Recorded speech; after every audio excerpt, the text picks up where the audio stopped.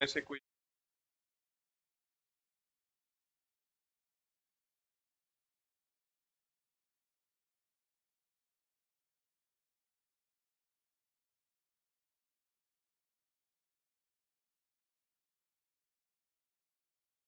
वालेकुम अस्सलाम वरहमतुल्लाह।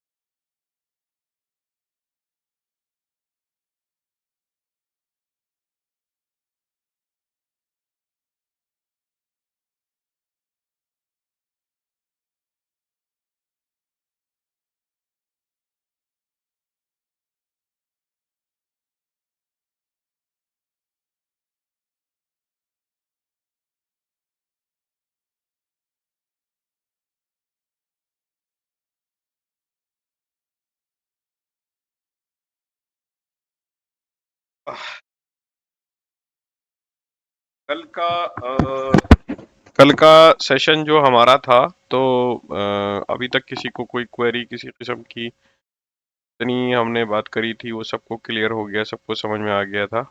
एक बार बता दें। कोई क्वेश्चन है कल से रिलेटेड, पे बात करते हैं अगर किसी का कोई क्वेश्चन है।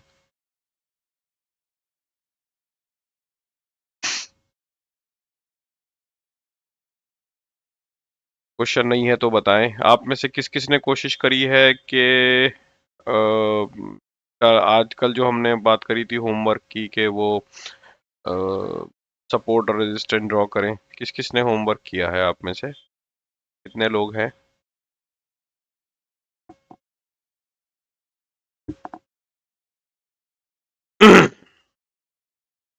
किसी ने नहीं किया? मुफ्ती साहब, उमर भाई, एस के उमर भाई। मैंने वो कोशिश की थी लेकिन हो नहीं पाई। मुजाहिद भाई, आपने कहाँ पे कोशिश की थी? लैपटॉप पे या डेस्कटॉप पे? क्या परेशानी है आपको, क्यों नहीं हो पाया? आपकी तरफ से कोई प्रॉब्लम है या आपको कोई सपोर्ट चाहिए? ओके, एस होमवर्क तो है बट मोबाइल में, हाँ मोबाइल में थोड़ा सा परेशानी है, मुझे खुद नहीं समझ में आता कि मोबाइल में कैसे करा जाएगा। देखिए आप कैसे कर सकते हैं कि स्क्रीनर, तो खैर फिर भी आप कोशिश करके देख सकते हैं, लेकिन चार्ट तो मुझे लगता है बहुत ही मुश्किल काम है कि आप उस पे बना पाएंगे। खान जुबैर भाई, वालेकुम अस्सलाम रहमतुल्लाहि व बरकातुहू। चलिए साहब, एनीवे तो अभी किसी को मुझसे कोई हेल्प नहीं चाहिए, तो आज की बात करते हैं। तो आज कल हमने बात करी थी कि टेक्निकल एनालिसिस क्या होती है और फंडामेंटल एनालिसिस क्या होती है। हमने आपका इंट्रोडक्शन कराया था कल, तो आज करते हैं शुरुआत। बिस्मिल्लाहिर्रहमानिर्रहीम। व्हाट इज टेक्निकल एनालिसिस, और डिस्क्लेमर के साथ हम अपनी शुरुआत करते हैं कि मैं कोई सेबी रजिस्टर्ड एनालिस्ट नहीं हूं, और मैं इनफैक्ट एनालिस्ट ही नहीं हूं, और मैंने कोई फॉर्मल एजुकेशन नहीं ली है फाइनेंस की। और मैं आप लोगों के साथ अपना एक्सपीरियंस और नॉलेज शेयर करता हूं, और मेरे किसी भी एग्जाम्पल को आप बाई और सेल रिकमेंडेशन ना समझें। और लास्ट और बहुत इंपॉर्टेंट जो डिस्क्लेमर है वो ये है कि आप लोगों को जहां से जो भी नॉलेज मिले वो सीखने की कोशिश करें, कि जितनी भी आप नॉलेज लेंगे वो कम है। ठीक है। लास्ट सेशन में हमने क्या बात करी थी? कल वाले में क्या फंडामेंटल एनालिसिस होती है, टेक्निकल एनालिसिस क्या होती है, स्क्रीनर को हम कैसे यूज करते हैं, इस पे हमने कल बात करी थी investing.com क्या है, कल हमने बात करी थी, और MACD, RSI, MA, इनकी हमने आपको फुल फॉर्म बताई थी। MACD जो है वो है moving average convergence divergence, RSI जो है वो रिलेटिव स्ट्रेंथ इंडेक्स है, मूविंग एवरेज तो आपको पता ही है, और EMA है एक्सपोनेंशियल मूविंग एवरेज। ये हमारी कल की कुल मिला के बात है। लेकिन ये लास्ट वाली जो लाइन है ना, MACD, RSI, MA और EMA, इनकी बात आज हम डिटेल में करने वाले हैं, ठीक है, इंशाल्लाह। तो टेक्निकल एनालिसिस बेसिकली क्या होती है, कल हमने ये बात करी थी कि इंडिकेटर्स होते हैं, जिस तरीके से फंडामेंटल्स में इंडिकेटर होते हैं SMA, EMA, MACD, RSI, ADX, ऐसे ही ये जो इंडिकेटर्स हैं ये होते हैं टेक्निकल के इंडिकेटर्स। क्या होते हैं इसके बारे में हम बात करेंगे। सपोर्ट क्या होती है, कल हमने ये बात करी थी। रेजिस्टेंस क्या होता है, सपोर्ट होती है जहां से किसी भी शेयर का प्राइस बार बार टच करके ऊपर की तरफ जाता है। यहां पर इसका मतलब यह है कि इन्वेस्टर कम्युनिटी या ट्रेडर कम्युनिटी ये सोचती है कि ये वो प्राइस है जहां पर इसकी सबसे अच्छी और बेहतरीन वैल्यू मिल रही है, तो इसलिए हम इस शेयर को वहां पर खरीदते हैं। और सपोर्ट रेजिस्टेंस जो होता है वो प्राइस होता है जहां पर इन्वेस्टर कम्युनिटी या ट्रेडर कम्युनिटी ये सोचती है कि ये प्राइस शायद हमारी रेंज के बाहर है, हम इंतजार करेंगे इसके नीचे आने का और फिर हम इसको बाई करेंगे। रेजिस्टेंस के ऊपर कोई शेयर कब जाता है, जब जाता है जब कोई उसके पीछे फंडामेंटल स्ट्रॉन्ग रीजन होता है, कोई वजह बनती है उस प्राइस के ऊपर जाने की। क्या वजह बन सकती है, हमने कीवी के प्राइस की बात करी थी कल। तो ऐसे ही अगर किसी कंपनी में एक्विजिशन हुआ, डेट रिडक्शन हुआ, या कोई कैपेक्स हुआ, या कोई नया प्रोडक्ट लॉन्च किया जिसका इम्पैक्ट सेल्स पर और प्रॉफिटेबिलिटी पर पड़ेगा, वो जब कोई नई चीज आती है तो लोग ये सोचते हैं कि सेल्स बढ़ेगी तो प्रॉफिट बढ़ेगा, जिसकी वजह से हाँ वो रेजिस्टेंस के ऊपर शेयर जो है वो चला जाता है, ठीक है। अब चार्ट पैटर्न क्या होता है, ये भी बहुत इंपॉर्टेंट चीज है टेक्निकल एनालिसिस में, इसकी भी हम इंशाल्लाह एक दो सेशन बाद बात करेंगे। वॉल्यूम क्या होता है, इसकी बात करी थी कि किसी एक पर्टिकुलर ट्रेडिंग डे में जितने शेयर इधर उधर होते हैं, जितने शेयर खरीदे और बेचे जाते हैं, उनको हम वॉल्यूम कहते हैं, ठीक है। क्लियर है यहां तक सबका। मोहम्मद भाई, कैपेक्स क्या है? कैपेक्स होता है कैपेसिटी एक्सपेंशन। ये मैंने मेरे ख्याल से कैपेसिटी एक्सपेंशन वर्ड मैंने ऑलमोस्ट अपने हर सेशन में यूज किया है और बार बार इसको मैंने अलग अलग तरीके से एक्सप्लेन किया है। तो इंशाल्लाह आप पुराना वीडियो देखेंगे तो आपको समझ में आ जाएगा, गूगल भी करेंगे तो भी आपको ये समझ में आ जाएगा। मेरे ख्याल से इस पे मैंने काफी डिटेल में बात करी है। कैपेसिटी एक्सपेंशन क्विकली मैं आपको बता दूं क्या होता है कि किसी कंपनी में अभी अगर मान लो उनको लगता है कि आने वाले टाइम में हमारे पास ऑर्डर बढ़ेंगे तो हम ज्यादा माल बनाएं, इसके लिए वो क्या करते हैं, नई मशीनें लगाते हैं, या मान लो कोई नई मशीन खरीदते हैं, किसी और को खरीदते हैं, और जिससे उनके प्रोड्यूस करने की कैपेसिटी बढ़ जाती है, तो उसको कहते हैं कैपेसिटी एक्सपेंशन, ठीक है साहब। कल इसकी बात करी थी टेक्निकल एनालिसिस, तो इस पे मैं आज ज्यादा ध्यान देने वाला नहीं हूं। सपोर्ट, रेजिस्टेंस, प्राइस और वॉल्यूम, ये चारों चीजें आपको क्लियर है। इसका मतलब आज ये चीज जो है ये नई आई है, जो इस वक्त आपकी स्क्रीन के ऊपर है, इसको कहते हैं हम कैंडल। कैंडल क्या होती है, तो कल जब मैं आपको चार्ट दिखा रहा था स्क्रीन इन्वेस्टिंग के ऊपर, जो मैं आपको आज दोबारा भी दिखाऊंगा, तो उसमें आप एक चीज नोटिस करें कि कैंडल जो बेसिकली जो वहां पर बनी हुई थी, वो कैंडल बनी हुई थी। कैंडल में क्या था कि दो तरीके की कैंडल थी, कुछ कैंडल लाल थी और कुछ कैंडल हरी थी। तो जो हरी कैंडल थी वो, पहले मैं आपको बता दूं, कैंडल में 4 पॉइंट होते हैं, हर कैंडल में 4 पॉइंट होते हैं। तो जो हरी वाली कैंडल है इसमें आप देखोगे सबसे नीचे जो सबसे लंबा वाला डंडा है, जो पतला सा डंडा लंबा है, ऐसे ही ऊपर, 2 मिनट दो, मैं भूल गया, मैं व्हाइट बोर्ड लेता हूँ तो आपको समझ में आएगा।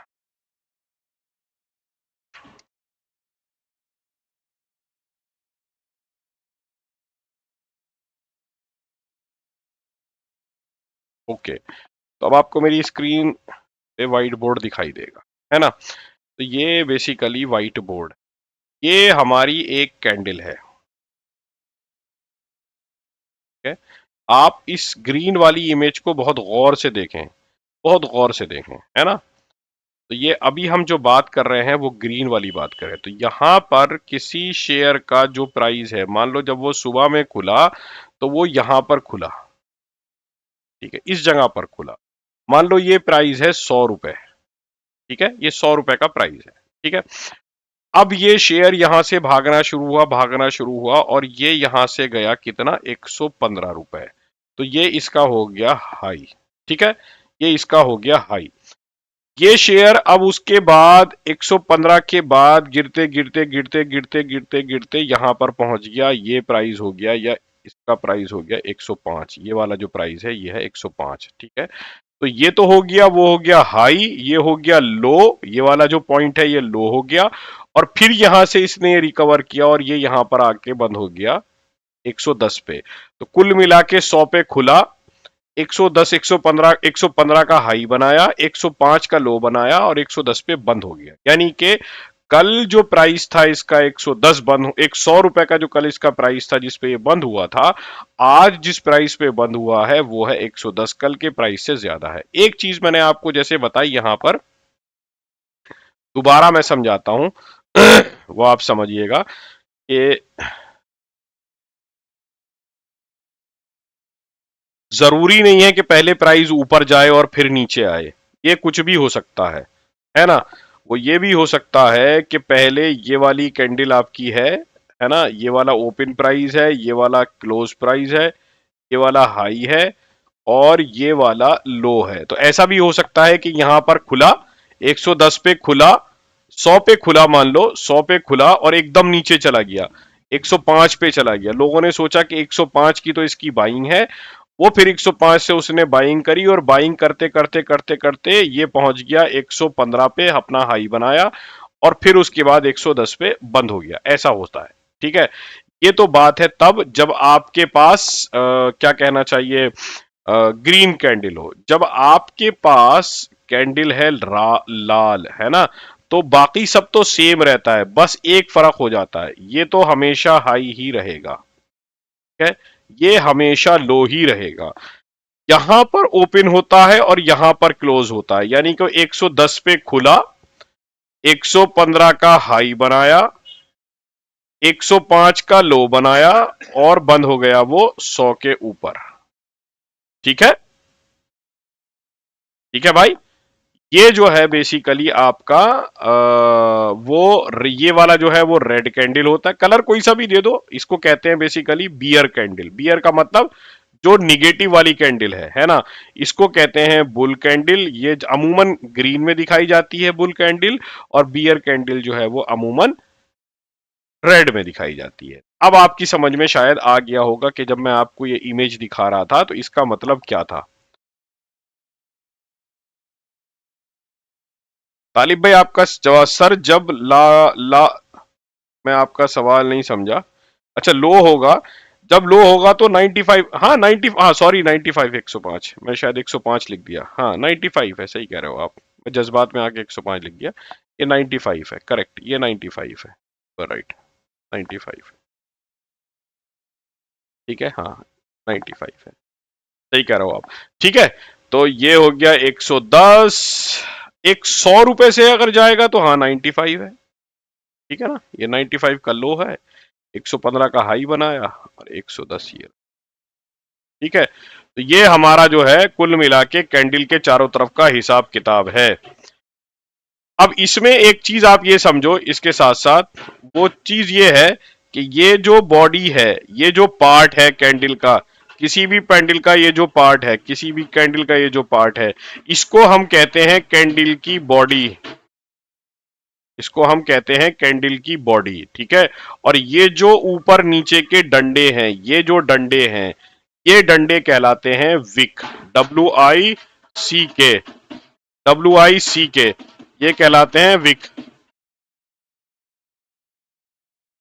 ये कहलाते हैं WICK विक। और ये जो बड़ी वाली पार्ट है वो कहलाता है बॉडी। यहां पर जो मैं आपको दिखाऊं अगर क्लियरली, तो ये जो पार्ट है ये कहलाता है बॉडी, और ये जो ऊपर नीचे दो ब्लैक ब्लैक कलर के दिखाई दे रहे हैं, चाहे रेड वाली में हो चाहे ग्रीन वाली में हो, ये कहलाते हैं विक, तो कुल मिला के ये जो है वो कैंडल का सिस्टम होता है। मेजर डिफरेंस तो जुबैर भाई अब है ना, आपको बताया ना, जो कैंडल ग्रीन होती है, जो कैंडल बुल कैंडल होती है, वो कैंडल आज के प्राइस पे जब बंद होती है तो वो जो प्राइस होता है वो कल के प्राइस से ज्यादा होता है। आज और कल में क्या फर्क है, ये तब की बात कर रहे हैं हम जब हम डेली कैंडल देख रहे हैं। अगर हम 1 घंटे की कैंडल देख रहे हैं, मैं आपको अभी दिखाऊंगा इसको चार्ट पे ले जाके, जब आप 1 घंटे की कैंडल देख रहे हैं तो आप ये मान के चलो कि 1 घंटे के अंदर ये पूरी की पूरी कैंडल बन जाती है। ठीक है, मुझे लाओ देखने दो, अभी मैं अभी दिखाता हूं आपको। तो जैसे इसको हमने कजारिया सीमेंट को, अभी ये जो ऊपर जो आप देख रहे हो ना, तो ये डेली है, वीकली है, मंथली है, 1 मिनट, 5 मिनट, 15 मिनट, ये टाइम फ्रेम है। ये टाइम फ्रेम का मतलब क्या हुआ कि एक, बोलना, हाँ बाजार, 2 मिनट होल्ड करिएगा, 2 मिनट होल्ड करिएगा प्लीज।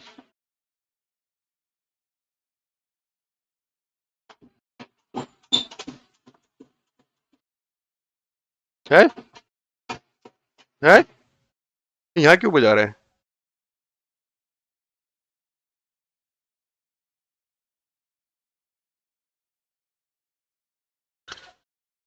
ओके, तो कहने का मकसद क्या है कि ग्रीन कैंडल जो है, जैसे, सॉरी थोड़ा सा डिस्टरबेंस था, अभी मैं इसको अगर कन्वर्ट करता हूं यहां पर 1 घंटे की कैंडल में, ये मैंने देखो 1 घंटा लगा दिया, तो ये वाली जो कैंडल है ना, जो लास्ट वाली कैंडल आपको दिख रही है, ये वाली जो कैंडल है ना, ये 1 घंटे की कैंडल है। ये दूसरे घंटे की कैंडल है, ये तीसरे घंटे की कैंडल है, और ये जो है उससे पहले घंटे की कैंडल है, ये उससे पहले घंटे की कैंडल है, ये उससे पहले घंटे की कैंडल है।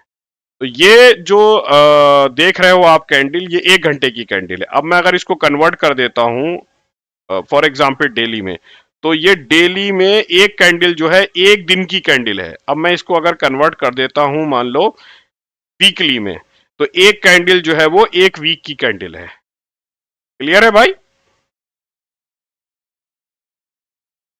थोड़ा सा बैकग्राउंड नॉइस था, मेरे ख्याल से अब क्लियर हो गया होगा आपको। ठीक है, अभी समझ में आया? तो अगर हम चार्ट के ऊपर जाते हैं,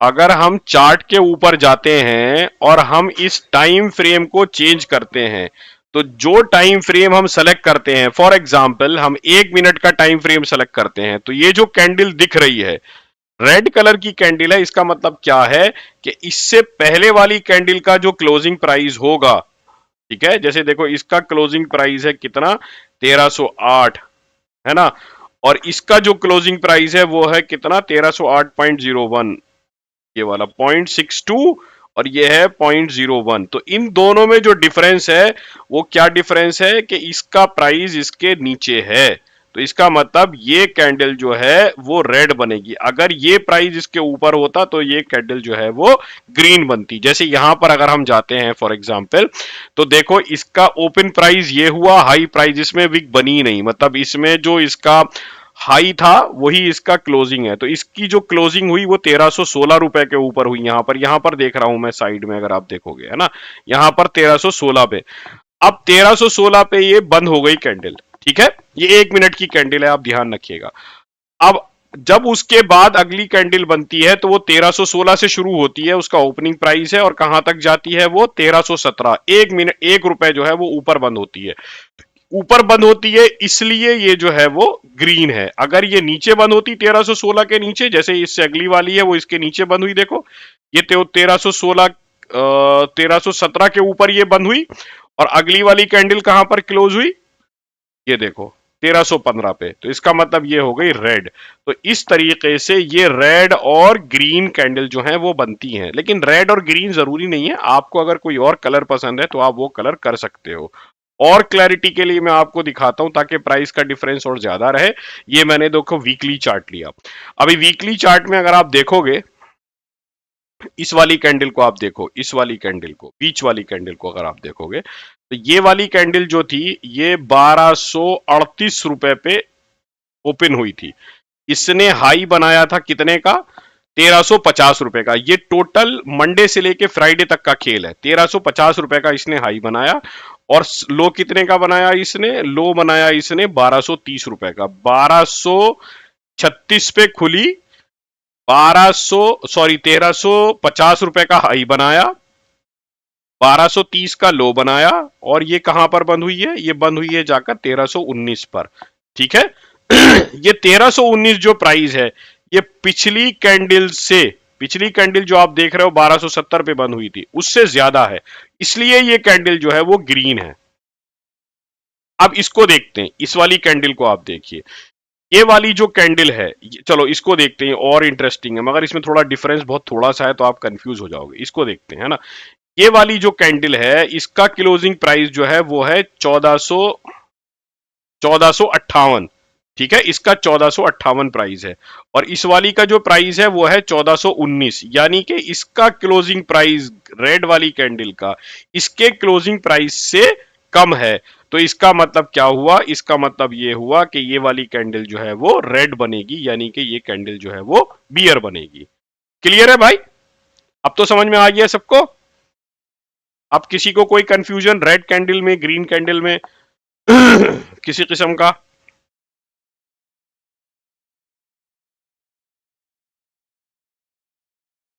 कोई है जिसको कोई कंफ्यूजन हो? फिर हम आगे बढ़े।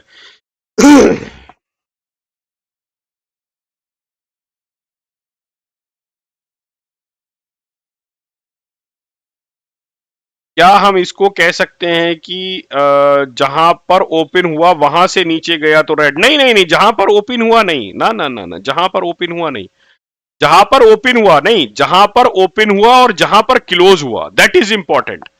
जहां पर ओपन हुआ और जहां पर क्लोज हुआ। अगर क्लोज प्राइस ओपन प्राइस के नीचे है तो वो रेड है, और अगर क्लोज प्राइस ओपन प्राइस के ऊपर है तो वो ग्रीन है। क्लियर?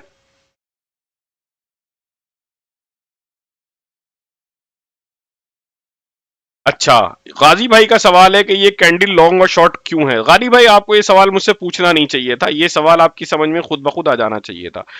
ये वाला जो प्राइस है ना, ये ओपन प्राइस है ना। ये वाला जो प्राइस है ना, ये ओपन प्राइस है, और ये वाला प्राइस जो है वो क्लोज प्राइस है। अब इनके बीच में जितना डिफरेंस होगा उतनी ही लंबी जो है वो बॉडी बनेगी। हाई और लो के बीच में जितना गैप होगा उतनी ही लंबी हाई और लो की विक बनेगी। समझ में आ गया गाजी भाई? क्लियर? तो बॉडी और विक की जो लेंथ है वो बेसिकली प्राइस का डिफरेंस है, और कुछ नहीं है। जितना प्राइस का डिफरेंस होगा उतनी ही लंबी विक होगी, जितना प्राइस का कम डिफरेंस होगा उतनी ही छोटी विक होगी। क्लियर है गाजी साहब? किसी को कोई कंफ्यूजन? ओके। अब मैं आपसे एक बात कहता हूं कि बहुत सारे लोग कैंडल्स के बहुत अलग अलग नाम बताते हैं और बहुत सारी चीजें बताते हैं। आपको उन सब में अभी पढ़ने की जरूरत बिल्कुल नहीं है। आपको कतई ये चीज नहीं देखना है कि मारो बुजू क्या होता है, और क्या कहना चाहिए, हैमर क्या होता है, इन्वर्टेड हैमर क्या होता है, और आपका बुलिश इनगल्फिंग क्या होता है, बियरिश इनगल्फिंग क्या होता है। आपको इन सब के चक्कर में बिल्कुल भी पढ़ने की जरूरत नहीं है। आप वहां पर फोकस करो जहां से आपको रिटर्न मिले। ये कैंडल क्या है मुझे ये समझ में आना चाहिए, ये कैंडल का नाम क्या है इससे मुझे कोई लेना देना नहीं है। अब अगर मैं यहां पर एक चीज आप नोटिस करो, बहुत ही इंटरेस्टिंग चीज मैं आपको बताता हूं, और आगे और जाके अच्छे से एक्सप्लेन करूंगा।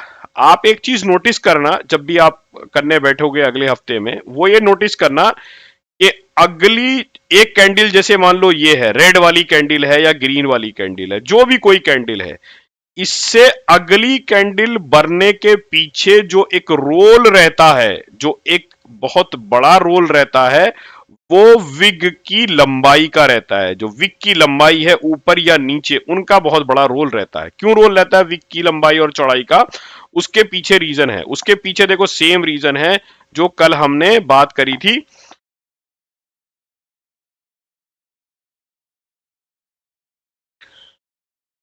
एप्पल के प्राइस वाली सारी कहानी लौट फिर के घूम फिर के जो है वो वहीं जाती है जहां पर हमने एप्पल के प्राइस वाली बात करी थी। तो मैं आपको समझाता हूं, मैं आपको समझाने की क्या कोशिश कर रहा हूं, ठीक है।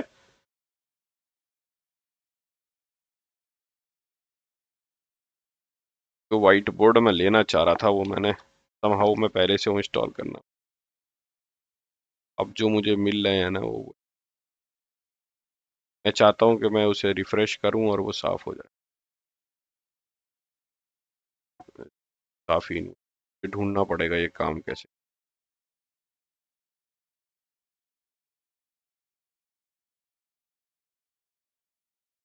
सॉरी भाई, थोड़ा सा टाइम दीजिए।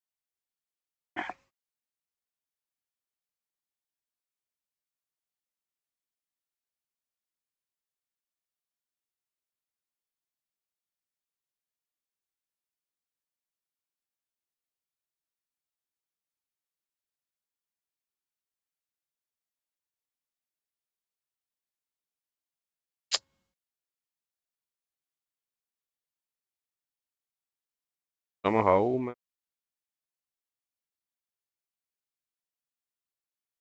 नहीं नहीं, जूम ऐप में भी कुछ, यहाँ पे भी सबका अपना अपना एडवांटेज डिसएडवांटेज है असल में, ऐसा कुछ नहीं। हाँ बस, मेरा काम हो गया। फ्रेश से साफ हो गया तो मेरा काम हो गया। फ्रेश से साफ नहीं।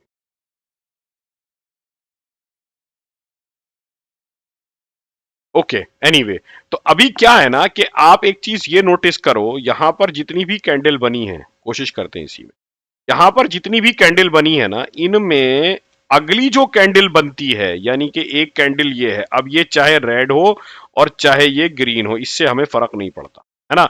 तो हम जब देखते हैं कि अगली जो कैंडल बनती है, तो अगली कैंडल के बनने में इनका रोल बहुत रहता है, कितनी बड़ी बॉडी है और कितनी बड़ी विक है, इसका रोल बहुत रहता है। क्यों? क्योंकि सेब का प्राइस जो है वो 150 है। यहां पे आप देखो, सेब का प्राइस जो था कितना था, 150 था। बेस हमारा बन गया था 170। 170 से नीचे सेब को नहीं जाना है, तो लोएस्ट प्राइस जो था वो सेब का हो गया था 170। क्लियर? कल का एग्जाम्पल सबको याद है। और हाईएस्ट हमारा जो प्राइस बन गया था जाके, वो बन गया था 250। 250 के ऊपर बायर नहीं आ रहे थे, ठीक है। अब ये वाला जो प्राइस है, ये हमारा 230 है, फॉर एग्जांपल 230 है ना। तो 170 और 200 के 230 के बीच का ही सारा फ्लक्चुएशन जो है वो चलता रहेगा, ऊपर नीचे ऊपर नीचे ऊपर नीचे। अगर ये 250 से ऊपर बढ़कर मान लो 300 हो जाए, तो ये वाली जो पिक है ये लंबी हो जाएगी। करेक्ट? ये लंबी हो जाने का मतलब क्या होगा? ये लंबी हो जाने का मतलब ये होगा कि ये जो लोग हैं ये टेम्परेरी बायर होंगे, क्योंकि अल्टीमेटली जो ज्यादा बायर आते हैं वो 250 के ऊपर ही आते हैं, वो साइकोलॉजी सेट है। या तो कोई ऐसा ट्रिगर मिल गया हो जिसने 250 से बढ़ा के सेब का प्राइस 300 कर दिया हो, यानी कि सप्लाई कम हो गई हो, ठीक है, और डिमांड बढ़ गई हो, तो सेब का प्राइस 300 होगा। या फिर क्या हुआ होगा कि उसके अंदर कोई फेक बड़ा बायर 5-10 मिनट के लिए आया होगा, उसने इसको जंप करके यहां 300 पहुंचा दिया होगा हाई के ऊपर, और फिर जब वो बायर अपना माल लेके चला गया तो धीरे धीरे प्राइस वापस आपका वहीं पर 250 के ऊपर आ गया। तो जब भी आप किसी कैंडल को ऑब्जर्व करें, मुझे मालूम है कि आपको ये चीज शायद अभी जल्दी से समझ में नहीं आएगी, लेकिन नहीं है यार इरेजर इसमें है तो लेकिन घबराइए मत, कोई बात नहीं, धीरे धीरे जब आप कैंडल देखना समझ कर, शुक्रिया मुफ्ती साहब, जब आपको समझ में आएगी तो धीरे धीरे आप जब इसको देखोगे तो आपको समझ में आनी ये शुरू हो जाएगी कि मैं क्या बात कर रहा हूं। तो कहने का मकसद क्या है कि विक की जो लेंथ होती है, विक की लेंथ कितनी बड़ी है कितनी छोटी है, वो इस बात में हेल्प करता है कि अगली कैंडल जो है हमारी वो कैसे फॉर्म होगी, ठीक है। तो आप जब भी किसी भी कैंडल को देखें, तो नंबर एक आप उसका कलर देखें, नंबर दो आप उसके विक की लेंथ देखें कि विक की लेंथ क्या है। विक की लेंथ आपको बताएगी कि what could be the next candle, क्या अगला प्राइस ऊपर खुलने वाला है या नीचे खुलने वाला है, ठीक है। तो अभी बेसिकली आपको मोटा मोटा ये एक मैंने इंट्रोडक्शन दिया कैंडल का, बट इंशाल्लाह इसके बारे में हम डिटेल में फिर बात करेंगे। तो आप जो है वो बिल्कुल भी ये मत सोचिएगा कि मेरी समझ में कुछ नहीं आ रहा है तो ये इन्होंने क्या बता दिया। बस कुल मिला के इतना बताइए कि आपको ये चीज समझ में आई कि नहीं आई, कि ओपन कहाँ पे होता है, क्लोज कहाँ पे होता है, हाई क्या होता है, लो क्या होता है, कौन सी कैंडल बियर कैंडल होती है और कौन सी कैंडल बुलिश कैंडल होती है। आप ये चीज बताओ, ये चीज आपको समझ में आई कि नहीं आई। और ये चीज समझ में नहीं आई कि नहीं आई कि जब आपको 1 मिनट का, 1 घंटे का या 1 महीने का टाइम फ्रेम लेना होता है तो आप उसको स्क्रीन पर कैसे सेलेक्ट करते हो और कहां पर वो चार्ट पर देखते हो। इतनी बात आपको समझ में आई कि नहीं आई, आप मुझे ये चीज बता दो। क्लियर है? किसी का कोई क्वेश्चन है तो वो मुझे बताए।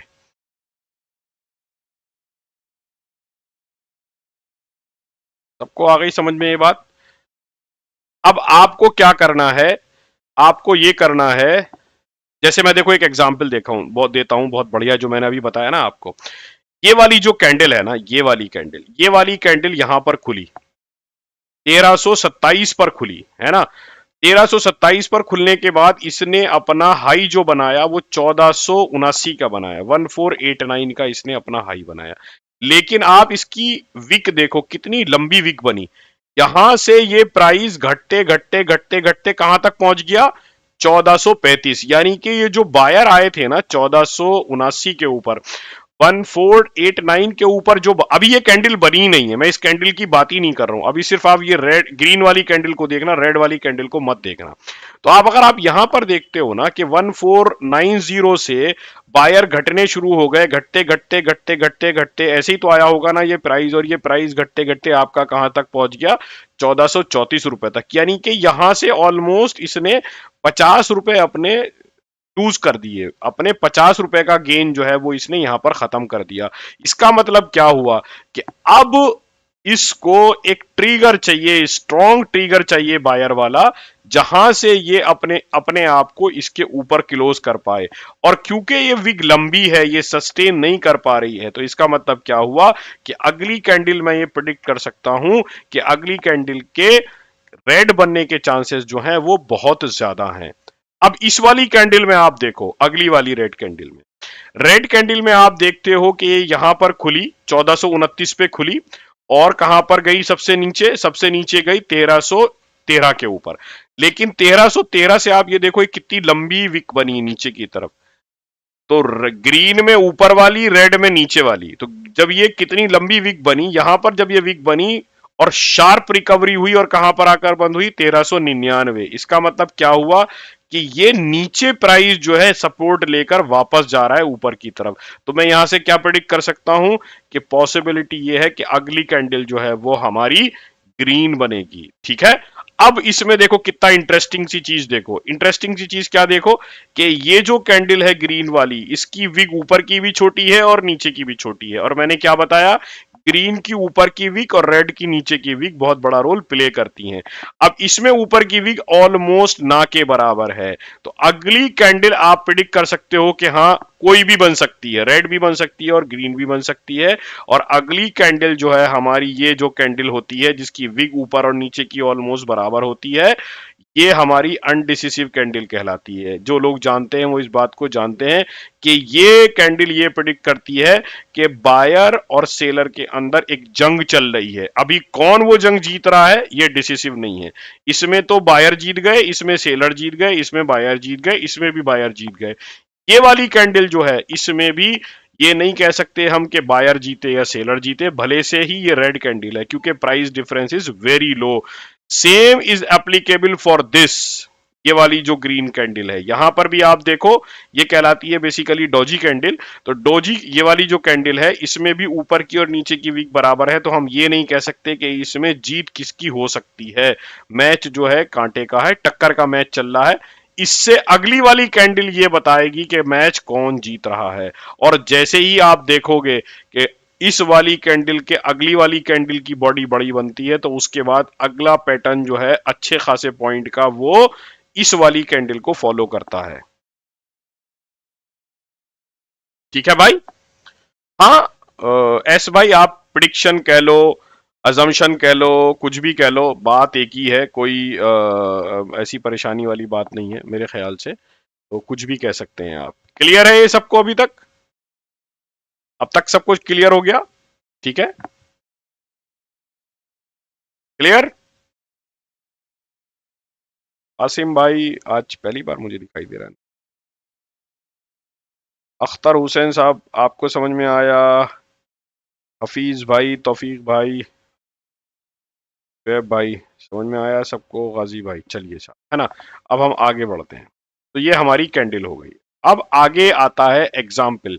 इस एग्जाम्पल में मुझे आपसे पूछना है जवाब, और फिर उसके बाद हम बढ़ेंगे आगे। तो आप ये समझिए कि 10 बच्चे हैं एक क्लास में, है, या 10 बच्चों के लिए आपने खाना बनवाया। उनमें से 2 बच्चे जो हैं वो 100 ग्राम बिरयानी खाते हैं, 3 बच्चे 150 खाते हैं, 4 बच्चे 200 ग्राम खाते हैं, और एक बच्चा जो है वो 500 ग्राम खाता है। तो एवरेज जो बिरयानी होती है पर पर्सन, अगर आपसे कोई पूछे कि भाई 10 बच्चों की मुझे दावत करनी है तो एवरेज बिरयानी मैं कितनी बनवाऊं, तो आप इसमें से ये बताओ मुझे, कैसे बताओगे कि एवरेज बिरयानी कोई कितनी बनवाए? कैसे कैलकुलेट करते हैं? मैं कैलकुलेट करके बताता हूं, आप लोग भी मेरे साथ साथ रहिएगा। हम सबसे पहले करते हैं 100 देखो 100 प्लस 150, 250 हो गया। 250 में 200 और जोड़ो, कितना हो गया? 450। 450 में जोड़ो 500, कितना हो गया? 950। ठीक है ना। 950 ग्राम टोटल बिरयानी खाई गई, है ना। और 950 ग्राम टोटल बिरयानी को कितने बच्चों ने खाया? 5 बच्चों ने खाया। तो टोटल एवरेज जो हमारा आया वो कितना आया? 190 ग्राम। आप जो अपनी फ्यूचर की कैलकुलेशन करोगे कि अगर हमें 1000 बच्चों के लिए बिरयानी बनवानी है, तो अगर हम 190 के हिसाब से कैलकुलेट करें तो हम 1000 बच्चों के लिए बिरयानी बनवा सकते हैं। उस बिरयानी में ये 500 ग्राम वाला बच्चा भी एडजस्ट हो जाएगा, 100 ग्राम वाले भी हो जाएंगे, और 200 ग्राम वाले भी हो जाएंगे, और 150 ग्राम वाले। ठीक है भाई। ओ सॉरी, हाँ 10 बच्चे हैं। 950 डिवाइडेड बाई 10, तो ये हो गया आपका 95। हाँ 95। ठीक है भाई।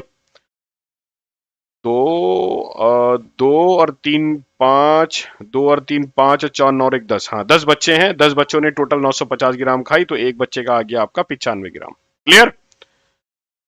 95 ग्राम, यस। हाँ तो उमर भाई ने लिख दिया, उमर भाई मैथ के आदमी है। टोटल नंबर, टोटल कितना खाया गया डिवाइडेड बाय कितने लोगों ने खाया, उसके हिसाब से आपने एवरेज निकाल दिया।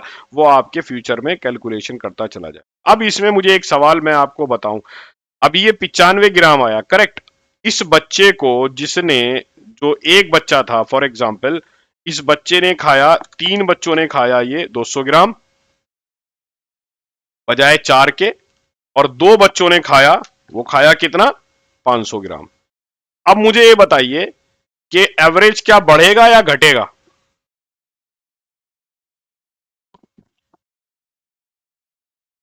2 बच्चों ने खाया 100 ग्राम, 3 बच्चों ने खाया 150 ग्राम, 3 बच्चों ने खाया 200 ग्राम, 2 बच्चों ने खाया 500 ग्राम। एवरेज बढ़ेगा या घटेगा?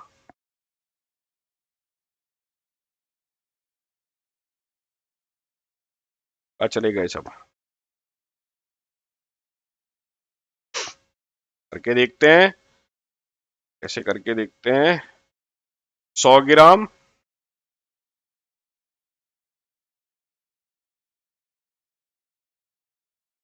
बढ़ेगा, कम होगा, सेम रहेगा? वाह, बहुत बढ़िया बढ़िया जवाब आ रहे हैं।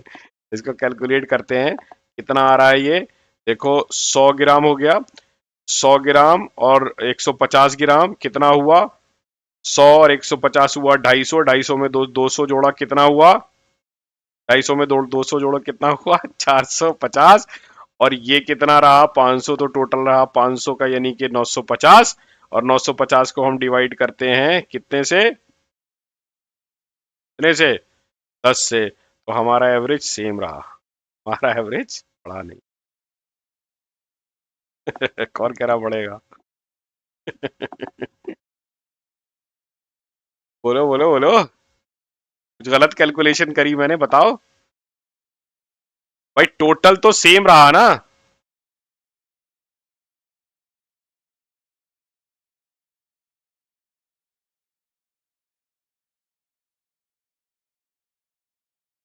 समझ में आया सबकी? टोटल हमारा चेंज नहीं हुआ, ठीक है। तो कुल मिला के ये एक सवाल था जो आपको आगे हेल्प करेगा। अब मैं आपको एक चीज बताता हूँ, आप इस चीज को, ये एक्सेल सबको साफ दिखाई दे रही है? इस एक्सेल को बहुत गौर से देखिए आप लोग। इसका साइज बढ़ा देता हूँ, है ना। ओके, तो ये एक्सेल है बेसिकली, सबको दिख रही है अच्छे से? देख पा रहे हो आप लोग? मैं एक्सप्लेन भी कर देता हूं। तो पहले वाली रो में जो है वो बेसिकली दिन है, 1 2 3 4 5 6 7 8। दूसरी वाली रो में जो है वो है बेसिकली प्राइस। तो किसी शेयर का पहले दिन जो प्राइस था वो था 50 रुपए, दूसरे दिन जो प्राइस था वो 51 रुपए, तीसरे दिन जो प्राइस था वो 52 था, चौथे दिन जो प्राइस था वो 55 था, और छठे दिन जो प्राइस था वो 56 रुपए था। तो टोटल 5 दिन में जो प्राइस है वो 50, 51, 52, 55 और 56 ऐसे रहा। अब मैं इसका टोटल जब निकालता हूं तो इसका टोटल आता है मेरा टोटल 264। टोटल कितने दिन का है?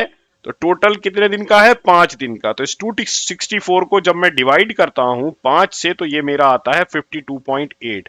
यानी कि इसका जो मूविंग है, मूविंग एवरेज, सॉरी, इसका जो एवरेज है, मूविंग अभी भूल जाओ, इसका जो एवरेज है 5 दिन के प्राइस का जो एवरेज है वो मेरा एवरेज आता है टोटल कितना? 52.8। ठीक है। अब अगर मैं अगले 5 दिन का प्राइस कैलकुलेट करता हूं तो छठे दिन 57, 58, 60, 61, 63। ठीक है। इसका टोटल आता है 299। इसको मैं फिर 5 से डिवाइड करता हूं तो ये मेरा आता है 59.8। ठीक है। इसी तरीके से मैं जब आगे चलता हूं तो 330 डिवाइडेड बाई 5 और ये आता है मेरा एवरेज 66। इसी तरीके से आगे बढ़ता हूं तो 355, 5 और फिर ये मेरा आता है 71। ठीक है। कहने का क्या मकसद है? कहने का मकसद ये है कि प्राइस आपका अगर ऊपर की तरफ बढ़ता है, प्राइस अगर आप बढ़ रहा है आपका धीरे धीरे, तो टोटल आपका बढ़ता रहेगा, number of days would remain same, क्योंकि आप 5 दिन का ले रहे हैं। तो आपका जो एवरेज है वो, आपका एवरेज जो है वो बढ़ता रहेगा। ठीक है। यानी कि आपका एवरेज इंक्रीजिंग ऑर्डर में होगा। क्यों? क्योंकि आपका प्राइस जो है वो बढ़ रहा है। ठीक है। तो जैसे मान लो आपका प्राइस ऐसे बढ़ रहा है तो ऐसे ऐसे आपका एवरेज भी, यहां पर अगर कुछ और होगा तो यहां पर कुछ और होगा, यहां पर कुछ और होगा, यहां पर कुछ और होगा, इस तरीके से उसका एवरेज भी बढ़ता रहेगा। क्लियर ये बात? अब अगर हमें ये देखना हो कि प्राइस किसी चीज का घट रहा है तो उसका प्राइस अगर घट रहा है तो टोटल नंबर भी जो है वो कम होता चला जाएगा, और फिर उसका प्राइस, सॉरी, जो एवरेज है वो भी कम होता चला जाएगा जैसे बढ़ रहा था। इसमें एक चीज थी, इस वाले एग्जाम्पल में जो टोटल था वो सेम था। इसमें क्या हुआ है, क्योंकि आपके नंबर जो हैं वो बढ़ रहे हैं तो आपका टोटल बढ़ रहा है। अगर आपके नंबर घट रहे होते तो आपका टोटल घट रहा होता। ठीक है। तो ये जो सिंपल एवरेज कैलकुलेट करते हैं, ये हमने यहां पर क्या किया था? सिंपल एवरेज कैलकुलेट किया था। इसी तरीके से ये भी सिंपल एवरेज है, लेकिन इसको टेक्निकल की लैंग्वेज में हम कहते हैं सिंपल मूविंग एवरेज। ठीक है। मूविंग क्यों कहते हैं जब भाई सिंपल है? मूविंग इसलिए कि ये मिनट, घंटे और दिनों के हिसाब से बदलता है। अगर आप 1 मिनट की कैंडल देख रहे हैं, 1 मिनट का चार्ट देख रहे हैं, तो वो चार्ट अलग होगा, वो अपना पैटर्न अलग दिखाएगा। अगर आप 5 मिनट का चार्ट देख रहे हैं वो अलग दिखाएगा। अगर आप 15 मिनट का चार्ट देख रहे हैं वो अलग दिखाएगा।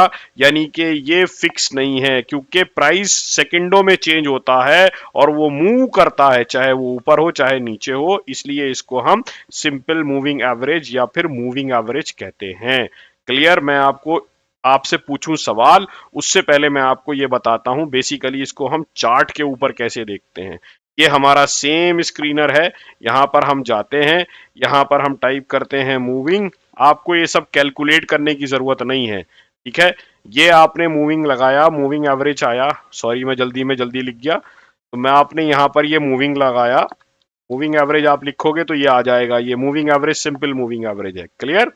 जब आप मूविंग एवरेज लगाते हो आप यहां पर जाइए सेटिंग के ऊपर। ये जो लेंथ है ये बेसिकली डेज हैं या टाइम फ्रेम है। आप 5 दिन का या 5 कैंडल का देखना चाहते हो तो 5 लगा दो, 10 का देखना चाहते हो 10 लगा दो। यहां पर मैं मान लो 9 डेज का लगा रहा हूं, 9 लगा दिया मैंने। ठीक है।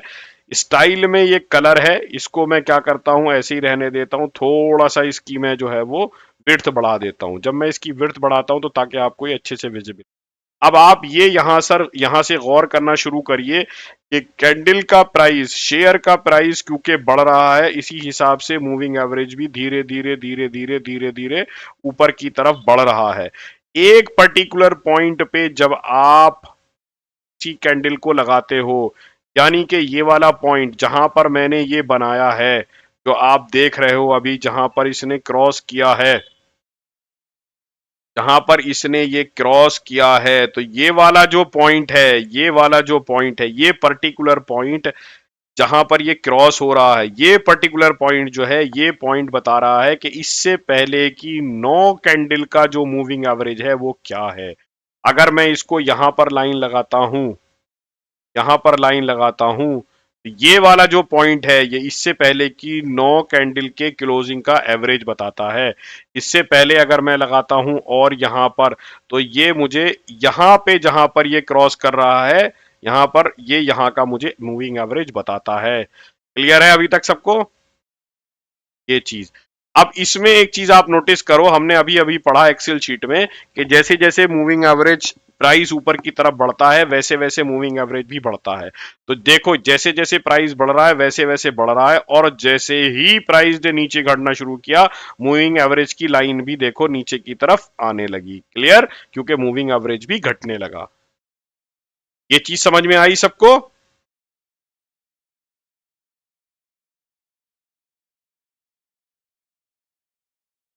क्लियर है भाई? कोई कंफ्यूजन इसमें किसी को?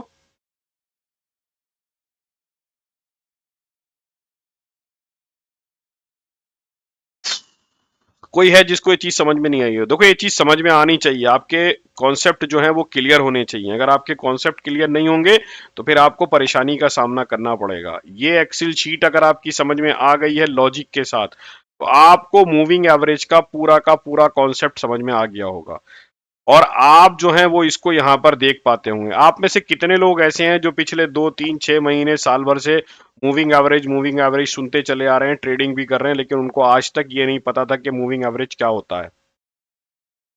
ओके, एक बार फिर से क्या बताऊं, कासिम कासिम साहब, आपको क्या समझ में नहीं है? एक्सेल शीट समझ में नहीं है? ये जो मैंने आपको चार्ट पे दिखाया ये समझ में नहीं है?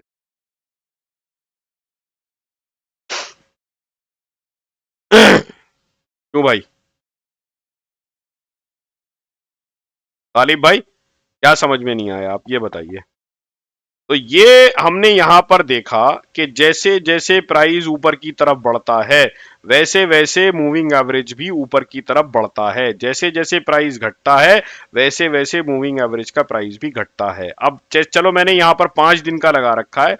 मैं क्या करता हूं, आपकी आसानी के लिए मैं इसको 5 दिन में कन्वर्ट कर देता हूं। मैं इसको यहां पर 5 कर देता हूं। तो अब जो आप प्राइस देख रहे हो, ये 5 डेज का मूविंग एवरेज है, ये 5 दिन का।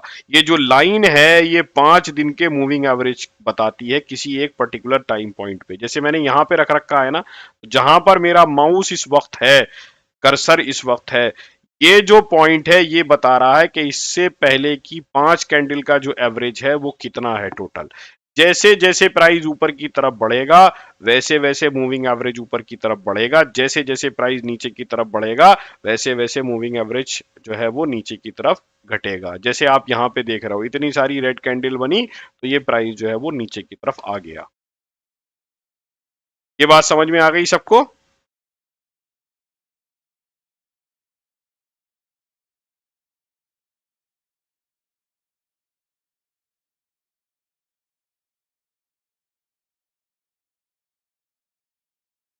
क्लियर है भाई? ओके। थोड़ा सा आप ध्यान दोगे तो आपको इंशाल्लाह समझ में आएगा। नहीं समझ में आएगा, आप 1 2 बार सेशन देखिए, और नहीं समझ में आया तो इंशाल्लाह अगले सेशन में हम दोबारा से बता देंगे। कोई परेशान होने की जरूरत नहीं है। 1 2 बार आप देखिए, ज्यादातर लोगों को समझ में आ गया है, 1 2 लोगों को समझ में नहीं आया, तो आप लोग समझने की कोशिश करोगे 1 2 बार देख के, तो इंशाल्लाह समझ में आ जाएगा। ठीक है, कोई परेशान होने की जरूरत नहीं। नहीं समझ में आया तो अगले सेशन में थोड़ा जल्दी आइएगा, एग्जैक्ट टाइम पे आ जाइएगा। शुरू के 5 मिनट में अक्सर इसीलिए रखता हूँ कि कोई समझ में नहीं आया हो तो आप पूछ लें, तो आप मुझसे पूछ सकते हैं। ठीक है, चलो आगे बढ़ते हैं, बच्चों की बिरयानी से आगे बढ़ते हैं। Use of investing dot com हमने बात कर ली। मूविंग एवरेज क्या होता है हमने बात कर ली। जैसे जैसे डिमांड बढ़ती है, यानी कि प्राइस बढ़ता है, प्राइस बढ़ता है तो फिर मूविंग एवरेज भी बढ़ता है। ठीक है, अब एक चीज जो है वो आपने सुनी होगी वो है एक्सपोनेंशियल मूविंग एवरेज। तो देखो एक्सपोनेंशियल मूविंग एवरेज जो है ये एसएमए का यानी कि सिंपल मूविंग एवरेज का बड़ा भाई है, आप ऐसे समझ लो। ये एक्सपोनेंशियल मूविंग एवरेज जो है वो थोड़ा सा दूर अंदेश टाइप का है। वो मैं आपको अभी चार्ट पे भी दिखाता हूं। बेसिकली एसएमए जो है वो आपको एग्जैक्ट एवरेज बताता है, और एक्सपोनेंशियल मूविंग एवरेज जो है वो आपको अपनी तरफ से एडिशनल कैलकुलेशन करके खुद ब खुद कैलकुलेट करता है और थोड़ा सा दो कदम आगे की बात बताता है। लेकिन जब आप बहुत छोटे टाइम फ्रेम पे लेते हो, यानी कि 5 दिन 10 दिन, तो आप देखोगे कि exponential moving average almost moving average के बराबर में रहता है। ये कैसे लगाते हैं ये भी मैं आपको बता देता हूं। अब यहां पर हम जाते हैं, देखो एक्सपोनेंशियल मूविंग एवरेज में, ये देखो मूविंग एवरेज एक्सपोनेंशियल है। इसका मैं कलर बदल देता हूं, इसका टाइम बदल देता हूं, तो आपको समझ में आएगा मैं क्या बात कर रहा था। इसका मैं कलर रखता हूं रेड, ठीक है, और इसका मैं साइज ऐसे रख देता हूं। तो अब आप देखो कि रेड वाला जो लाइन है, रेड वाली लाइन जो है उसको ब्लू वाली लाइन फॉलो कर रही है। इसमें एक चीज याद रखिएगा, ब्लू जो है वो हमारा क्या है, सिंपल मूविंग एवरेज।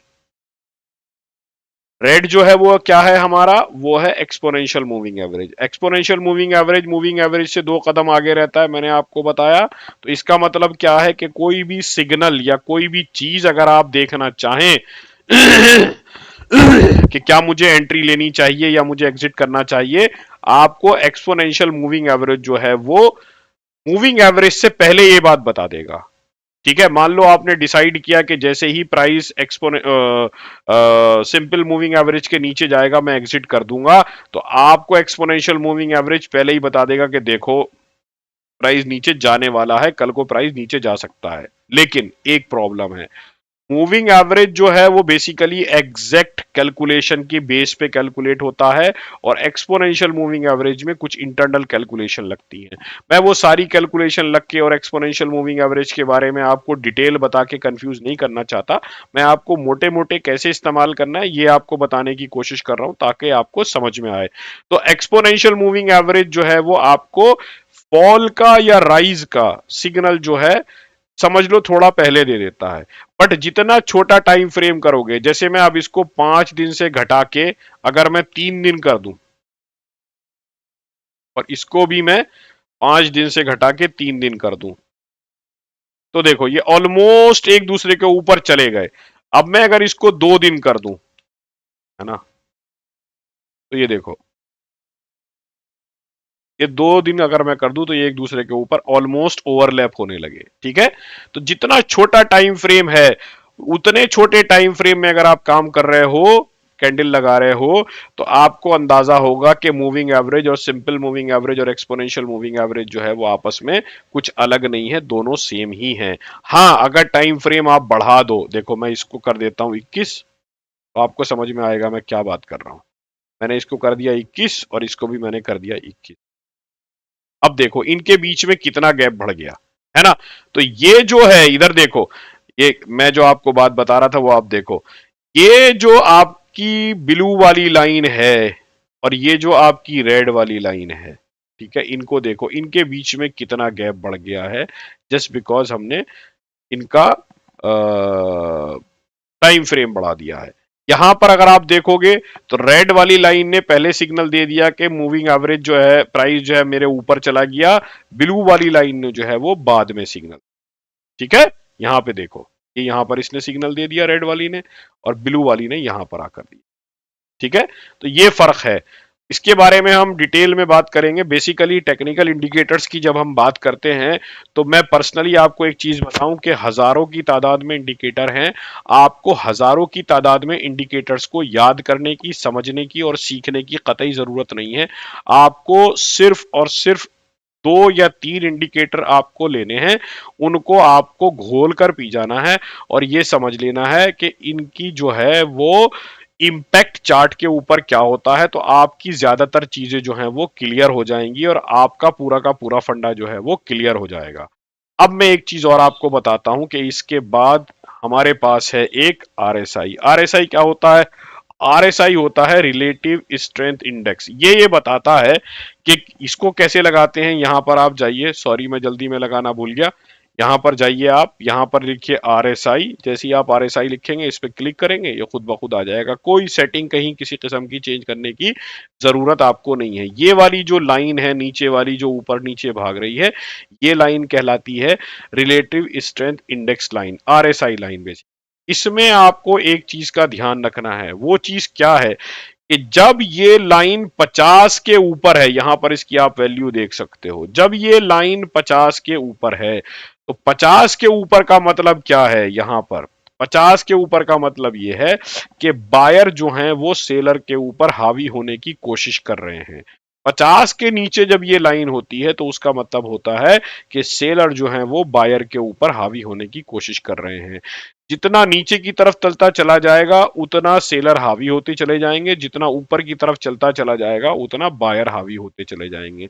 सेब का एग्जाम्पल आपको याद है, 200 रुपए का एवरेज प्राइस था। हमने बात करी थी, अगर सेब मार्केट में 50 में बिकने लगे, तो बहुत सारे लोग आएंगे जिन्होंने सब कभी सेब नहीं खाया था, वो भी सेब खाना शुरू कर देंगे, क्योंकि सेब की प्रॉपर्टी तो चेंज नहीं होती है प्राइस के हिसाब से।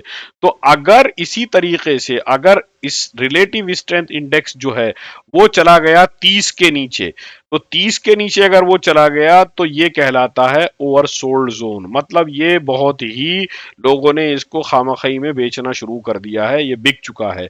ओवरसोल्ड जोन से इसके वापस आने की पॉसिबिलिटी बहुत स्ट्रांग होती है। कोई भी शेयर खास तौर से डेली टाइम फ्रेम में ओवरसोल्ड जोन में बहुत लंबे टाइम तक सस्टेन नहीं करता है, जब तक के उसके फंडामेंटल के साथ कोई प्रॉब्लम ना हो। इसी तरीके से इसका जो ऊपर का जोन है, जो 70 के ऊपर होता है, ये 100 और 0 के बीच की रेंज होती है टोटल। तो जो 70 के ऊपर का जो एरिया होता है, वो कहलाता है ओवरबॉट जोन। ओवरबॉट जोन क्या होता है, थोड़ी देर पहले मैंने सेब का एग्जांपल दिया था कि 270 से बढ़ के वो 300 पहुंच गया। किसी वजह से एक बायर आया, कोई HNI आया, कोई आया, उसने बहुत सारे शेयर खरीदे, या उसमें कोई छोटी मोटी न्यूज आई और उसने इस शेयर के प्राइस को बढ़ाया, बायर बढ़ गए बहुत तेजी से, जिसकी वजह से ये ऊपर की तरफ जूम इन किया, और जूम इन करने की वजह से ये RSI में, यानी कि बायर बढ़ने की वजह से RSI आपकी बढ़ के 88 तक पहुंच गई। यहां पर देखो 77 तक पहुंच गई। लेकिन 70 के ऊपर अगर RSI जाती है, तो फिर वो वापस अपनी जगह पर आ जाती है, क्योंकि वो ओवरबॉट जोन है और वो बैलेंस तो बनना ही बनना है। मतलब क्या कहना चाहिए, बायर के और सेलर के बीच बैलेंस बनना ही बनना है। तो मैसेज क्या है इस पूरे का, इस पूरे के बीच में कंफ्यूज होने की जरूरत नहीं है। एक साहब ने लिखा आज थोड़ा हार्ड हो गया।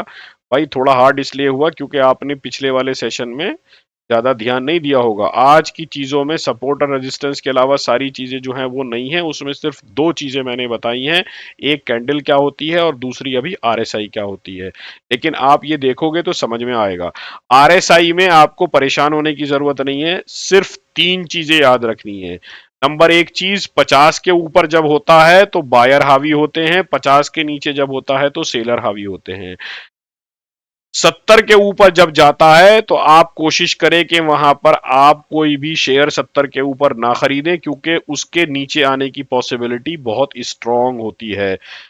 30 के नीचे अगर कोई शेयर आपको मिलता है, वैसे तो कोई अच्छा शेयर 30 के नीचे जल्दी से मिलता नहीं है, लेकिन कभी कभी कुछ शेयर बदकिस्मत होते हैं कि वो पिटते पिटते पिटते पिटते 30 के नीचे पहुंच जाते हैं। जैसे मान लो ये भी पहुंचा हुआ है, कजारिया सीमेंट भी पहुंचा हुआ है। देखो कभी कब पहुंचा था, 2018 में भी पहुंचा था, 2020 में भी ये मार्केट गिरी होगी या कुछ और हुआ होगा जिसकी वजह से ये गिरा था। वो एक अच्छी अपॉर्चुनिटी होती है फंडामेंटली स्ट्रॉन्ग शेयर को खरीदने की, क्योंकि फिर वहां से शार्प मूवमेंट आता है। देखो यहां पर देखो, जिस आदमी को पता है कि फंडामेंटल क्या होते हैं और कजारिया के फंडामेंटल क्या हैं, उसने 18 मई 2020 को इस शेयर का प्राइस यहां पर 312 रुपए था। कितना था? 312। और ये कंप्लीटली ओवरसोल्ड था, तो उसके पास खोने के लिए बहुत कुछ कम था, कुछ था ही नहीं ऑलमोस्ट। सिर्फ और सिर्फ सिचुएशन जीतने वाली थी। उसने यहां पर हिम्मत करके खरीदा 318 पर। कब खरीदा? 25 मई 2020 को। और ये क्या टाइम है? ये हमारा टाइम है कितना? 11 अक्टूबर 2021, ऑलमोस्ट 1.5 महीना, कितना हुआ 1373, यानी कि 300 रुपए के शेयर के ऊपर 1000 रुपए का गेन हो गया कितने दिन के अंदर अंदर, ऑलमोस्ट 15 महीने के अंदर अंदर। अब ये गेम जिसको समझ में आता है वही क्या होता है, खिलाड़ी। बाकी जो लोग है ना चवन्नी अठन्नी के लिए ऊपर नीचे खेलते रहते हैं, उनको ये सारे गेम समझ में नहीं आते। वो ये सोचते हैं कि इससे बढ़िया हम कहीं और सुबह में खरीदो शाम में बेचो, आज खरीदो परसों बेचो के चक्कर में पड़े रहते हैं। ठीक है, ये समझ में आया सबको। 12 महीने में 14 महीने में ऑलमोस्ट 1000 रुपए आपने कमा लिए, 300 का 1300 हो गया, यानी कि ऑलमोस्ट 4 गुना। क्लियर है भाई, क्लियर। कोई है जिसको समझ में नहीं आया हो? एस भाई आपको समझ में आया?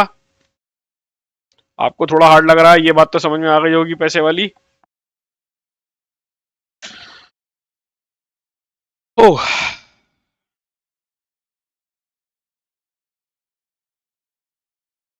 सबको बात समझ में आई? छोटी सी बात है, ज्यादा कॉम्प्लिकेट करने की जरूरत नहीं है। मतलब मैं समझाने के लिए बहुत सारी चीजें बोलता हूं, लेकिन आपको उनमें से जो मैसेज है एक्चुअल वो आपको लेना है। मैं बहुत सारे एग्जाम्पल देने की कोशिश करता हूं ताकि आपको वो एग्जाम्पल्स की वजह से अच्छे से समझ में आए, लेकिन ज्यादा कॉम्प्लिकेट करने की जरूरत नहीं है चीजों को। आप ये समझिए कि मैसेज क्या है ना। जैसे आरएसआई का मैसेज मैंने 3-4 बार रिपीट किया। कैंडल में मैंने बोला ओपन क्लोजिंग, कैंडल की विक लंबी होगी, ग्रीन वाली की ऊपर वाली, रेड वाली की नीचे वाली। आपको मैंने होमवर्क दिया कि आप ये कैंडल की विक का साइज देखो, कैंडल की बॉडी देखो, और फिर उसके बाद अगली कैंडल देखो कैसी बन रही है अपने हिसाब से। ओपन क्लोज के ऊपर आप गौर करो, ओपन क्लोज के ऊपर आप गौर करो कि ये ओपन और क्लोज जो हैं इसका स्क्रीनशॉट लेके रख लो, या कहीं आप अपने हाथ से ड्रॉ कर लो किसी कॉपी के ऊपर, और फिर आप उसको बार बार देखो और समझो चार्ट के ऊपर कि ये क्या मैसेज मिलने वाला है। ठीक है, यही इस कैंडल से हाई जो है ऊपर सस्टेन नहीं कर पा रहा है और प्राइस नीचे की तरफ आ रहा है, और नीचे की तरफ भी बहुत ज्यादा नीचे की तरफ आ रहा है, इसका मतलब ऊपर की तरफ इसकी डिमांड जो है वो घटती जा रही है। इसी तरीके से अगर आप रेड वाली कैंडल में देखोगे और नीचे की विक जो है वो बहुत लंबी है, तो आपको ये समझना चाहिए कि नीचे की तरफ से बाइंग आ रही है, कम प्राइस पर बाइंग आ रही है, और वो बार बार बाउंस कर रहा है। ठीक है, सब समझ में आ गया? अब तो एस भाई आपकी समझ में आ गया? कोई है जिसको अब तक की स्टोरी समझ में ना आई हो, हमारी कहानी समझ में ना आई हो? देखो मेरा समझाने का तरीका थोड़ा अलग है। मैं टिपिकली जैसे लोग बहुत मतलब सोफिस्टिकेटेड वे में लोग बताते हैं कि कैंडल क्या है और what is candle, how to use the candle, मैं ऐसे नहीं देखता हूँ, क्योंकि मैं मेरी समझ में वो चीज़ें ही नहीं आती है। मेरा चीज़ों को देखने का नज़रिया अलग है। मैं चीज़ों को उसी तरीके से देखता हूँ जिस तरीके से मैं आपको बता रहा हूँ।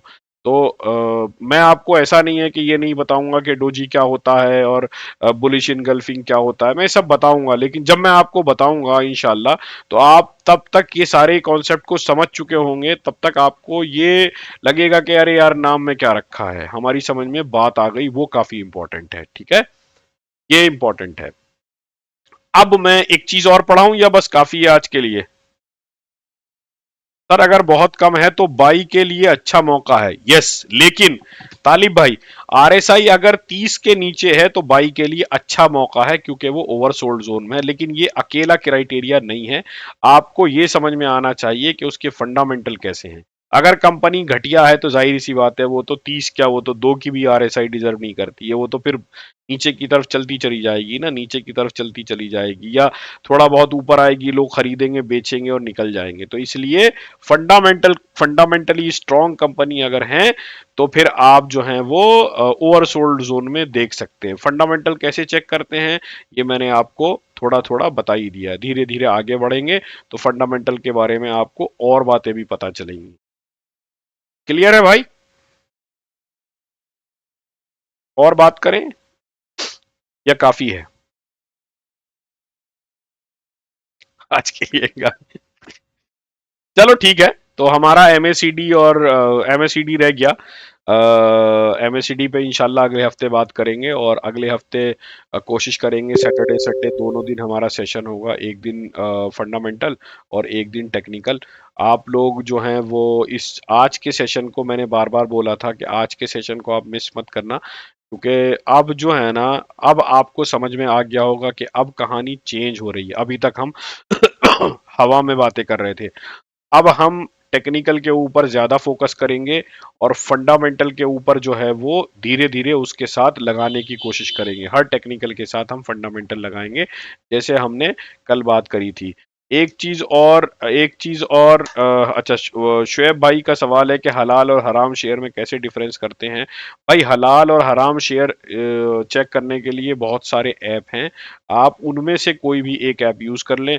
बहुत सारे ऐप हैं, इस्लामिक स्टॉक है, इस्लामिक अली है, मुसफ़ा है, और सबसे इम्पोर्टेंट बात, सारे के सारे लोग जो हैं वो ये कहते हैं कि हमारे पास एक उल्मा बोर्ड है जो वेरीफाई करता है कि हमारा जो हलाल शेयर को यूज करने का तरीका है, आइडेंटिफाई करने का तरीका है, वो सही है। मेथड लोगों के अलग अलग हैं, बट सबके अपने अपने जवाज हैं, तो वो आप वहां से चेक करें। और माशाल्लाह आप लोग आलिम हैं, तो आप लोग वैसे भी चेक कर सकते हैं। किताब मुफ्ती तकी उस्मानी साहब की एक किताब है, खालिद सैफुल्लाह रहमानी साहब की एक किताब है, वो हमने शेयर करी थी कुछ लोगों के साथ, आप डाउनलोड भी कर सकते हैं, मुफ्ती साहब से भी ले सकते हैं। तो वो किताब आप अगर खुद पढ़ के और देख सकते हैं तो बढ़िया है, लेकिन उसके लिए आपको फंडामेंटल की नॉलेज होना ज़रूरी है।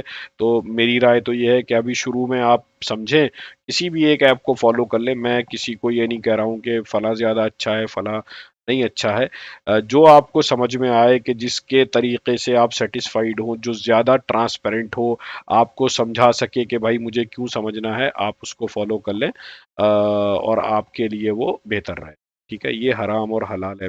हराम और हलाल क्या, जायज़ और नाजायज़, या कंप्लाइंट या नॉन कंप्लाइंट कहें तो ज़्यादा है। ठीक है। अच्छा, अब इसमें अगले हफ्ते जो अब हम बात करेंगे, अगले हफ्ते से इंशाल्लाह सुम्मा इंशाल्लाह हम जो है वो पेपर ट्रेडिंग की तरफ बढ़ेंगे। पेपर ट्रेडिंग क्या होती है? आप एक कॉपी पेन लोगे, मैं आपको बताऊंगा कि आप ये समझो कि कोई शेयर आपको लगता है कि इस जगह पर खरीदना है, तो आपको उसमें 4 5 6 क्वालिटी चेक करनी है। वो 4 5 6 क्वालिटी आप चेक करिए, और बताइए कि क्या आपको शेयर खरीदना चाहिए और कब वो शेयर बेचना चाहिए। ठीक है, तो आप कॉपी पे लिखोगे, मैंने एक शेयर कजारिया का खरीदा नहीं है, आपने, आपके पास ना डीमेट अकाउंट है, ना आपने कोई पैसा उसमें डाला है। आप सिर्फ कॉपी के ऊपर लिखोगे कि मैंने कजारिया का एक शेयर इतने रुपए पे इस दिन खरीदा, और फिर उसके बाद आप लिखोगे कि मैंने कजारिया का वही शेयर इतने पैसे पे बेच दिया। अब मुझे कितने रुपए का नुकसान हुआ और कितने रुपए का फायदा हुआ। ठीक है, ये वाला काम हम बहुत जल्द इंशाल्लाह, या तो अगले हफ्ते से या उससे अगले हफ्ते से हम शुरुआत करने वाले हैं। ये आपकी एक तरीके की मश्क होगी। आप उस मश्क को देख देख कर कर करके ही सीख जाएंगे कि अब आपका वक्त आ गया है कि आप रियल ट्रेडिंग स्टार्ट करें, बहुत थोड़े पैसों के साथ, 1000 500 रुपए के साथ, जो अगर आप गवा भी दें तो आपको कोई टेंशन ना हो। जैसे जैसे आपका कॉन्फिडेंस बढ़ता रहे, वैसे वैसे आप अपनी जो है वो पैसे को बढ़ाते रहें। बट इसका मतलब ये नहीं है कि आप पेपर ट्रेडिंग शुरू कर दोगे तो हमारा लर्निंग बैच खत्म हो जाएगा, नहीं। अभी ये समझ लो, हमने अपने टोटल जो हमारा सिलेबस है, उस सिलेबस का हमने सिर्फ और सिर्फ 30 से 25% ही कवर किया है। अभी 70% के लगभग बचा हुआ है। और जैसे आज कुछ लोगों ने नोटिस किया कि थोड़ा सा हैवी हो गया, तो अब हैवी होने से अगर बचना है तो उसके लिए आपको ये ज़रूरी है कि आपको जितना भी पुराना पढ़ा गया है उतना आपकी समझ में अच्छे से आया हुआ हो, और आप मेरे बोलने से पहले ये बात कह दो कि फैसल भाई आपको ये चीज़ समझाने की ज़रूरत नहीं है, ये तो आपने पिछले सेशन में बताया था, आप आगे बढ़िए, इस टाइम को कहीं और यूटिलाइज करिए। तो मान लो मैं वो जो टाइम है उसी चीज़ को ज़्यादा अच्छे से एक्सप्लेन करने में यूज़ कर लूँगा। ठीक है भाई?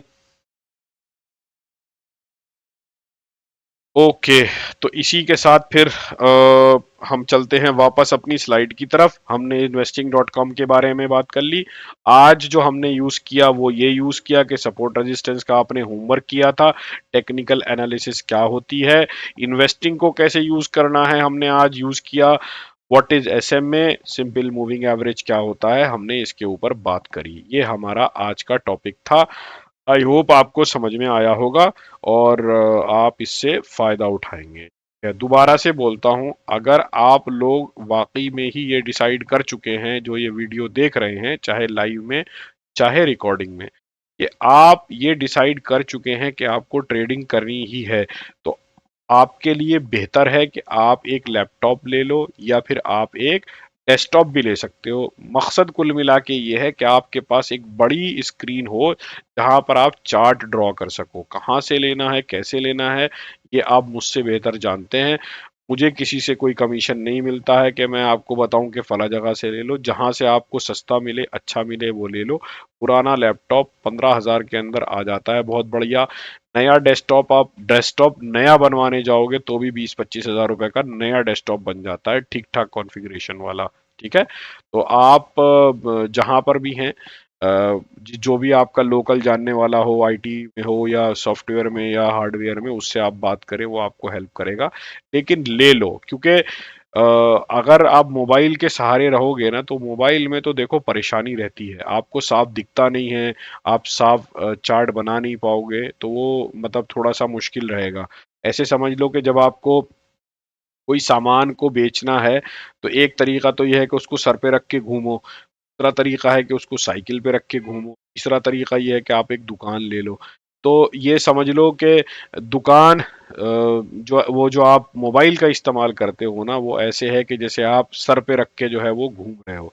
तो उसमें जो है मेहनत ज़्यादा है और रिटर्न ऑलमोस्ट उतना है या शायद कम भी है। दुकान आपकी होगी यानी कि आपका लैपटॉप होगा, तो आपको चीज़ें ज़्यादा अच्छे से समझ में आएंगी। है भाई?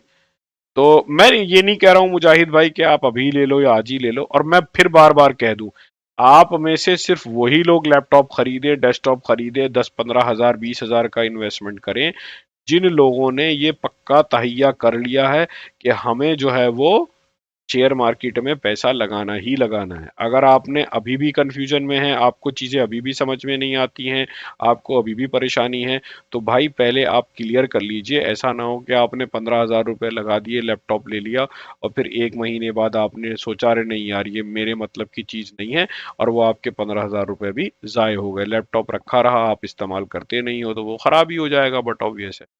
इसलिए सिर्फ वही लोग जिन्होंने तहैया कर लिया है, जिन्होंने तहैया कर लिया है, एक बार पैसा लगा दो तो वो आपको 10 साल भी काम आ सकता है। मेरे पास 2003 का डेस्कटॉप है, जो अल्हम्दुलिल्लाह बढ़िया चल रहा है, क्योंकि मैं उसको अपग्रेड कर लेता हूँ। तो वो ऑलमोस्ट, अब मेरा बेटा इस्तेमाल करता है, तो वो ऑलमोस्ट 20 साल से चल रहा है डेस्कटॉप, अगर आप बात करोगे। लैपटॉप मेरा था, वो अभी बेचारे ने, उसने आखिरी सांसें ली हैं, लेकिन अभी भी चल रहा है, वो ठीक चल रहा है। मैंने उसको इस्तेमाल करना बंद कर दिया, थोड़े उसके प्रॉब्लम आने लगी थी। वो मेरे पास 2011 से था, तो 12 साल तो मेरे पास लैपटॉप चला। मेरे ख्याल से आपकी अभी जो लाइफ होगी इतनी होगी ऑलमोस्ट, जो आप गैजेट लेंगे, डेस्कटॉप लेंगे या लैपटॉप लेंगे। तो लंबा इन्वेस्टमेंट है, लंबा इन्वेस्टमेंट है, लेकिन अगर आप डिसाइड कर लेते हैं लेना है, तभी लेना। ठीक है? तो इसी के साथ साहब, अल्लाह हाफिज। और वाह भाई, मुबारक हो भाई कासिम साहब, कासमी भाई, अल्लाह मियाँ आपको मुबारक करे, आपने नया लैपटॉप ले लिया। दुआओं की दरख्वास्त है, मेरे लिए दुआ करिएगा, मेरे अजीज़ों के लिए दुआ करिएगा, अल्लाह हमें दुनिया व आखिरत में इसका सिला दे। और दुआओं की दरख्वास्त के साथ इंशाल्लाह अगले हफ्ते मुलाकात होगी आप लोगों से। ठीक है भाई, अल्लाह हाफिज।